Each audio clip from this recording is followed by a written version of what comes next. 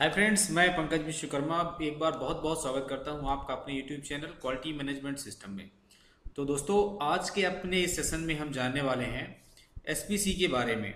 हाँ जी दोस्तों, आज हम जानेंगे स्टैटिस्टिकल प्रोसेस कंट्रोल के बारे में कि एसपीसी क्या होती है और किसी भी प्रोसेस में एसपीसी करने का पर्पज क्या होता है और इसे हम कैसे कैसे कर सकते हैं। तो फ्रेंड्स, आप सभी को पता है कि क्वालिटी मैनेजमेंट सिस्टम के 5 कोर टूल्स होते हैं, जिसमें से कि पहला है APQP advance product quality planning, दूसरा है PPAP production part approval process, तीसरा है SPC statistical process control and fourth है MSA measurement system analysis and दोस्तों फिफ्थ है जो कि लास्ट है FMEA failure mode and effect analysis. तो दोस्तों, जो एमएसए है इसको हमने अपने प्रीवियस सेशन में पिछले सेशन में डिस्कस कर लिया था और उसका अवेयरनेस ट्रेनिंग का जो लिंक है आपको डिस्क्रिप्शन में मिल जाएगा। आज हम अपने इस सेशन में कवर करेंगे एसपीसी कि एसपीसी क्या होती है और इसको कैसे कैसे हम प्रोसेस में करें। तो फ्रेंड्स, हमने नॉर्मली देखा है कि ये ह्यूमन टेंडेंसी है, सभी जगह होती है। इवन कि यदि मैं अपना एग्जाम्पल लूँ तो वहाँ भी ये फिट बैठता है और सुटेबल है, प्रैक्टिकली है। मैंने प्रैक्टिकली भी अपने ऊपर मैंने करके देखा है, किसी का एग्जाम्पल वैसे नहीं कि नहीं सब ऐसे करते हैं। मैं अपनी भी बात करूँ तो अपने ऊपर भी ये फिट होता है। दोस्तों, हम जनरली यदि कोई चीज़ मानिए सुनते हैं तो सुनने के बाद में हम थोड़ी ही देर में 10-15-20 मिनट में घर गए और भूल जाते हैं। यदि हम कोई चीज़ देखते हैं तो देखने के बाद थोड़ी देर तक हमें याद रहता है, 2 दिन 4 दिन 10 दिन। लेकिन यदि कोई चीज़ हम प्रैक्टिकली अपने हाथ से करें तो वो चीज़ दोस्तों हमको सदियों सदियों तक याद रहती है, बहुत दिनों तक याद रहती है। तो इसी तरह आज हम एक प्रैक्टिकल सेशन में ही सारी चीज़ें एसपीसी के बारे में समझने वाले हैं, ताकि हमें सदियों सदियों तक याद रहे और आप लोगों के काम आए। तो दोस्तों, इस एसपीसी के हमारा जो ट्रेनिंग सेशन है इसका मेन ऑब्जेक्टिव जो है इस कोर्स का, understanding of statistical process control.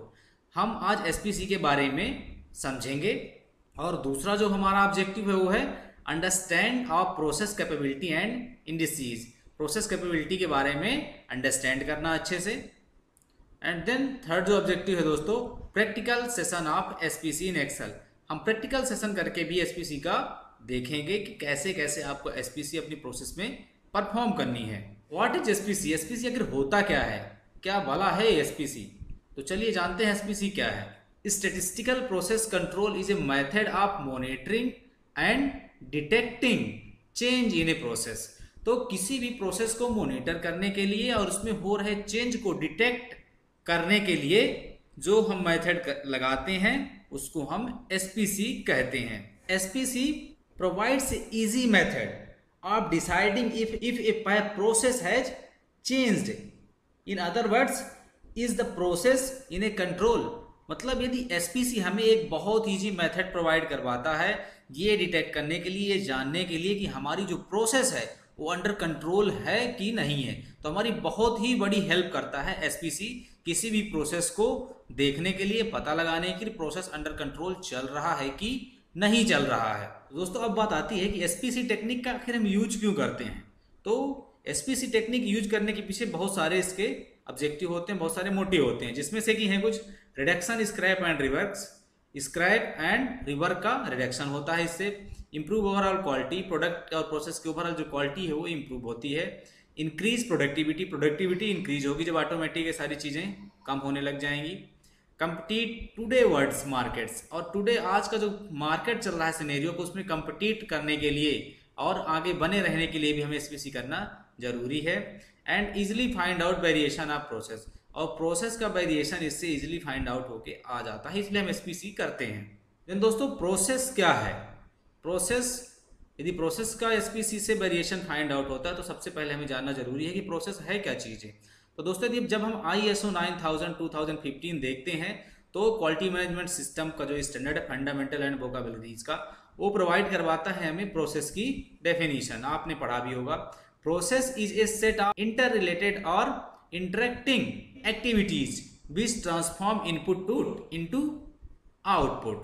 तो दोस्तों, प्रोसेस क्या है? जिसमें इनपुट जो हमारा है वो आउटपुट में कन्वर्ट होता है, वो क्या है? प्रोसेस है।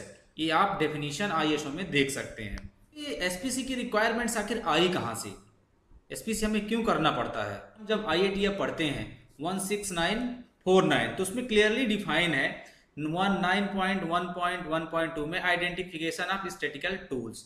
तो इसमें स्टैंडर्ड कहता है IATF the organization shall determine the appropriate usages of statistical tools. तो ऑर्गेनाइजेशन डिफाइन करेगा कि वो जो भी स्टैटिस्टिकल टूल हैं उनका कहाँ कहाँ कैसे कैसे यूज कर रहा है। तो ये सारी चीज़ें जो हैं स्टैंडर्ड ने कह दी है पहले कि एज इक्विवेलेंट ऑफ APQP, और जब भी हम डिजाइन FMEA करेंगे तब ये सारी चीज़ें उसमें इंक्लूड करनी है। FMEA करेंगे तो इंक्लूड करनी है कंट्रोल प्लान, और इन सब चीज़ों में इंक्लूड करके देना है कि कहाँ पे आपको स्टैटिस्टिकल टूल यूज कर रहे हो आप और कैसे किस पैरामीटर के लिए आपको करना है। तो 9.1.3 एप्लीकेशन ऑफ स्टैटिस्टिकल कॉन्सेप्ट। तो इसमें क्या कहता है standard, statistical concepts such as a variation, control, stability, process capability and the consequences of over adjustment shall be understood and used by employee involved in the collection, analysis and management of statistical data। तो इसमें कह रहा है standard कि जब भी कोई variation आता है उसको कंट्रोल करने से प्रोसेस हो, कैपेबिलिटी है, या कोई भी कंसिस्टेंसेस होता है, चाहे ओवर एडजस्टमेंट होता है या कोई टूल चेंज होता है, तो उसमें जो भी डाटा कलेक्ट करोगे उसमें एम्प्लॉय जो है वो इन्वॉल्व होना चाहिए और एनालिसिस में भी इन्वॉल्व होना चाहिए। ये जो दोस्तों सोर्स ऑफ वेरिएशन है आखिर आता कहाँ से है, कहाँ कहाँ पे हो सकता है सोर्स ऑफ वेरिएशन, जिसकी वजह से हमें सारी चीज़ें करनी पड़ रही हैं। तो सोर्स ऑफ वेरिएशन आने के दोस्तों बहुत सारे रीजन होते हैं, जिसमें चलिए हम देखते हैं। एक वेरिएशन मैन्युफैक्चरिंग प्रोसेस की वजह से हो सकता है, प्रोसेस डिजाइन में हो सकता है, और दोस्तों प्रोडक्ट डिजाइन एंड टॉलरेंसिंग में हो सकता है। तो आज हम जो कैप्चर करेंगे मैन्युफैक्चरिंग प्रोसेस का वेरिएशन आज हम कैप्चर करेंगे। Variation due to manufacturing process. तो मैन्युफैक्चरिंग प्रोसेस में कितनी तरह के वेरिएशन हो सकते हैं दोस्तों? इसमें वेरिएशन ड्यू टू मशीन हो सकता है, वेरिएशन ड्यू टू प्रोसेस हो सकता है, ड्यू टू टूलिंग हो सकता है, पैरामीटर की वजह से कोई वेरिएशन हो सकता है, किसी मेथड की वजह से कोई वेरिएशन हो सकता है, किसी मटेरियल की वजह से कोई वेरिएशन हो सकता है, इन्वायरमेंट की वजह से कोई वेरिएशन हो सकता है, या कि दोस्तों मेजरमेंट की वजह से कोई वेरिएशन हो सकता है। तो मेजरमेंट की वजह से जो वेरिएशन होता है वो हमने पहले ही कैप्चर कर लिया था अपने पिछले सेशन में। आज हम जानेंगे कि variation due to machine and variation due to process, ये हम कैप्चर करने वाले हैं अपने सेशन में।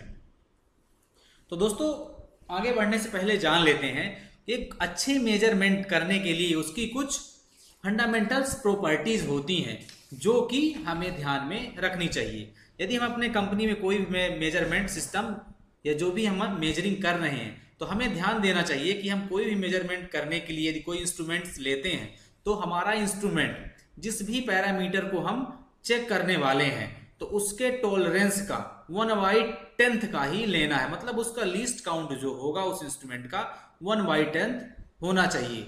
चाहे हम कोई भी पैरामीटर मेजर कर रहे हैं तो हमें जो इंस्ट्रूमेंट लेना है उसके 1/10 लीस्ट काउंट का ही लेना है।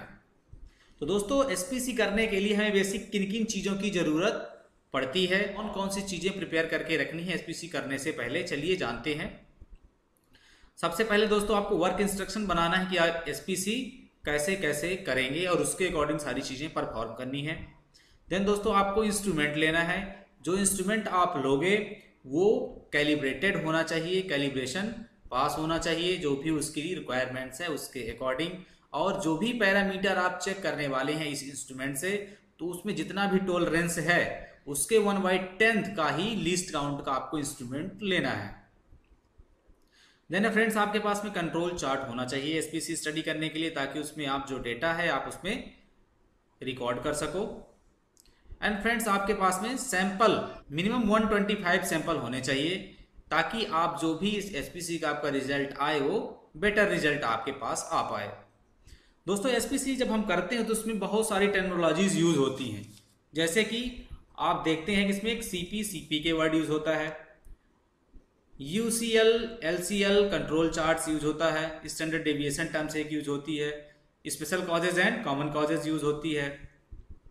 दोस्तों सीपी के क्या होता है? यदि हम सीपी की बात करें तो सीपी होता है प्रोसेस कैपेबिलिटी, कि हमारी प्रोसेस की कैपेबिलिटी कितनी है, ये क्या है? सीपी।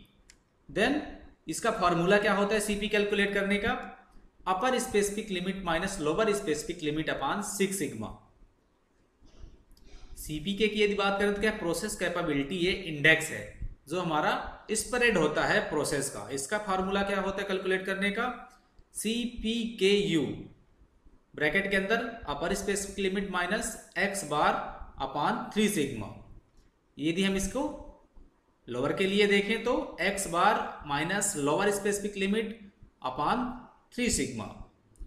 तो दोस्तों CP के जो होता है, CP एंड CP के शुड बी मोर देन 1.33 और continuous running and 1.66 more than 1.66 for development products.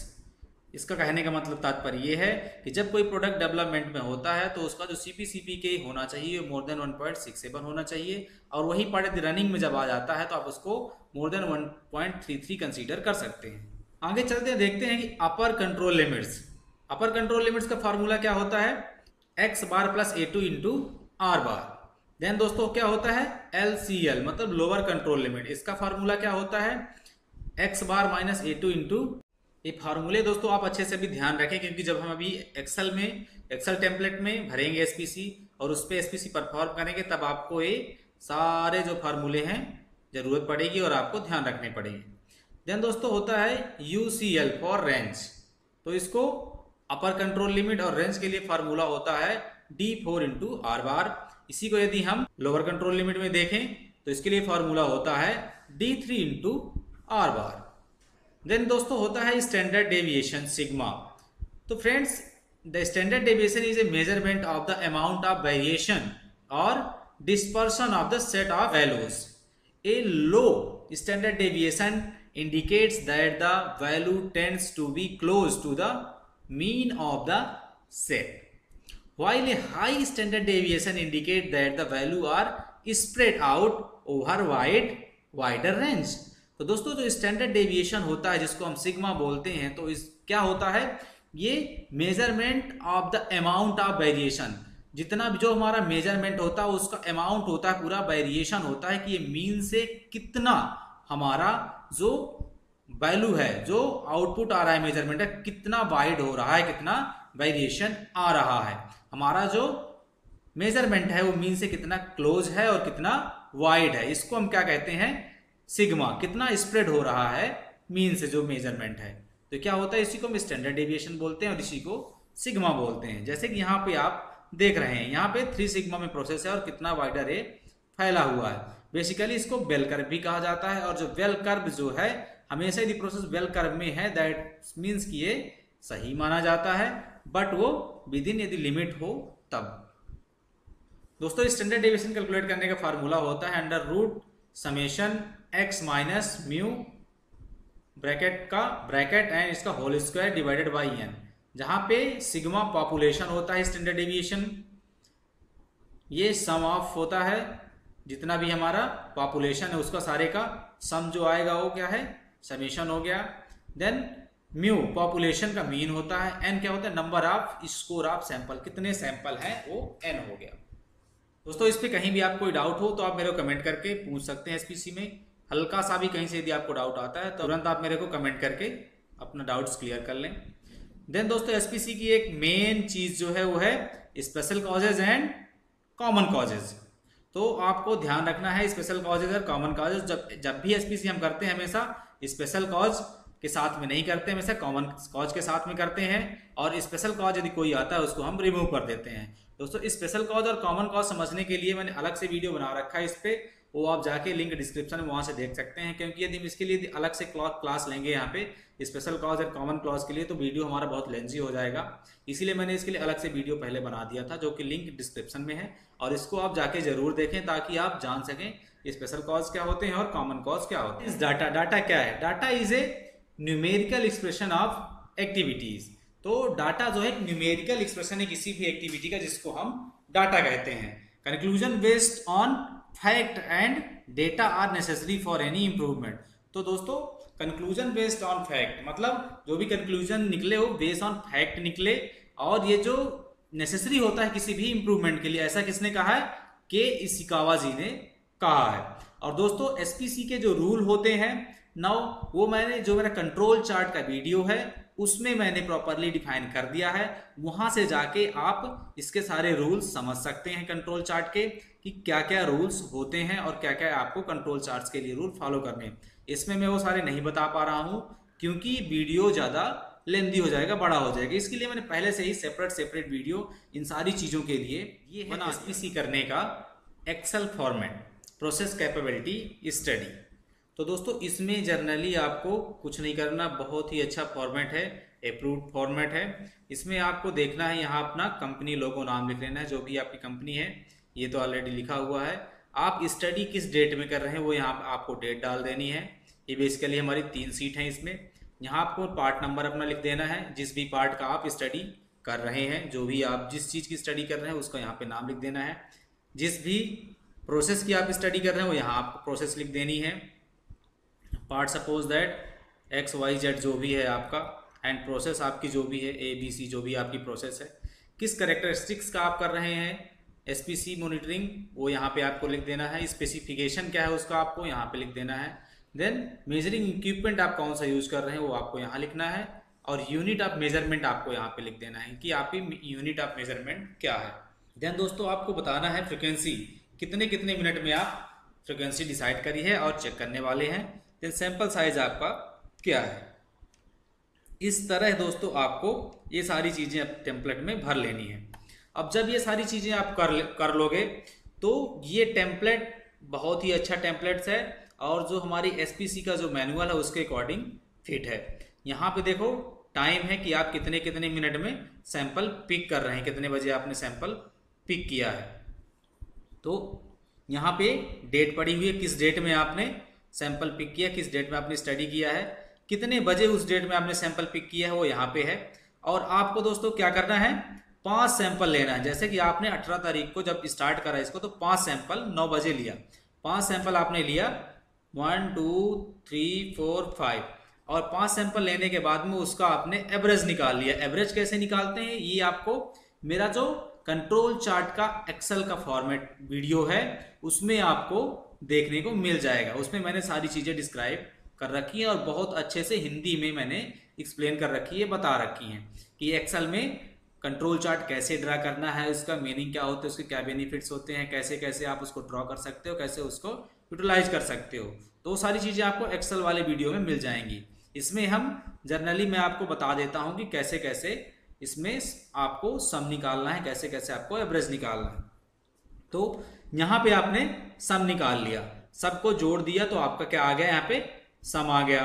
फिर जितनी वैल्यू आपने ली थी उसका आपने डिवाइड कर दिया। जैसे यहाँ पे 300 आया और इसमें आपने 5 पार्ट्स लिए थे तो आपने 5 सैंपल से 5 से डिवाइड कर दिया, कितना आ गया 60.044 समथिंग आ गया।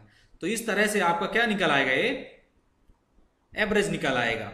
और इसी तरह से आप यहाँ पे रेंज निकाल लोगे। रेंज निकालने क्या फार्मूला है वो भी उसी वीडियो में प्रॉपर अच्छे तरह से बताया गया है। और इंस्पेक्टेड बाई, ये जो ऑब्जर्वेशन ली थी वो किस ऑपरेटर ने ली थी, किस इंस्पेक्टर ने ली थी, तो यहाँ पे उसका नाम आ जाएगा। सब ग्रुप नंबर कौन सा है वो यहाँ पे आ जाएगा, 1 2 3 कौन सी रीडिंग है ये ऐसे आप यहाँ पे डिफाइन कर सकते हैं। इसी तरह जब तक आप यहाँ पे सैंपल कलेक्ट करते रहेंगे हर एक 25 मिनट्स में, तो यहाँ आपको पुट करना है, सारी रीडिंग्स अपने आप आती चली जाएंगी। ये एक्सेल में जैसे आप यहाँ पे पुट कर देंगे।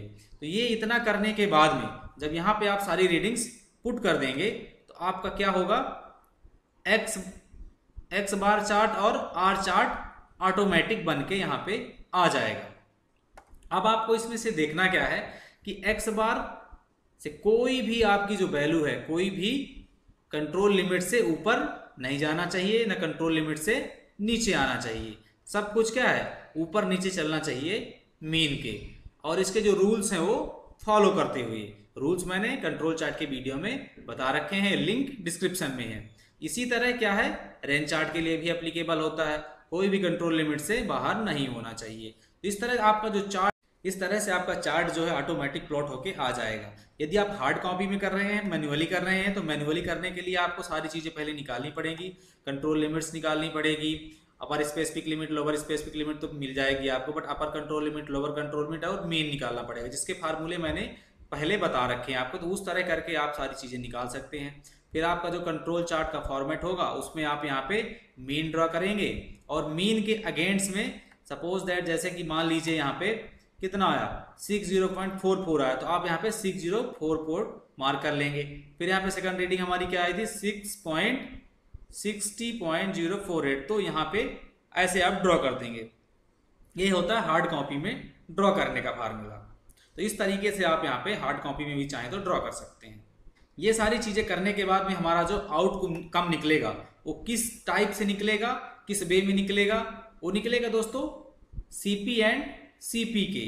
तो जिसमें आपको पता ही है कि सीपी और सीपी जो हमारी 1.33 से ज्यादा होनी चाहिए। यदि हमारा कंटिन्यू रनिंग का प्रोडक्ट है, यदि हमारा डेवलपमेंट का प्रोडक्ट है तो 1.67 से ज्यादा होनी चाहिए। इसमें अभी आप देख रहे हैं कि जो आपकी सीपी है वो कितनी आ रही है, तो यहाँ पे आप देख पा रहे हैं कि आपकी जो सीपी वैल्यू है वो आपकी आ रही है 4.17 और जो आपकी सीपी के है वो आ रही है 4.61। तो इसके हिसाब से यदि हम बात करें तो हमारी सारी चीजें परफेक्ट है। हमारा सीपी जो हमारी प्रोसेस है बहुत ही अच्छी चल रही है और अंडर कंट्रोल चल रही है। इसमें दोस्तों जो कंट्रोल लिमिट जब हम निकालते हैं तो जो A2 की वैल्यू है ये A2 की वैल्यू, D2 की वैल्यू, D2, D3, D4, ये सारे जो चार्ट्स होते हैं बेसिकली इसके, तो चार्ट से हमको ले लेनी है सैंपल साइज के अकॉर्डिंग। ये सारी चीजें वहां से आपको कलेक्ट कर लेनी। जब भी आप एसपीसी का मैनुअल देखेंगे तो वहां पे चार्ट्स दिए जाते हैं, वहां पे चार्ट्स के थ्रू आपको निकल आती है वो चार्ट्स जो है A2 और D2 की वैल्यू का, वो मैंने अपने कंट्रोल चार्ट के वीडियो में बता रखा है, उसमें दे रखा है। वहां से आप ये सारी चीजें कलेक्ट कर सकते हैं यदि आप चाहें।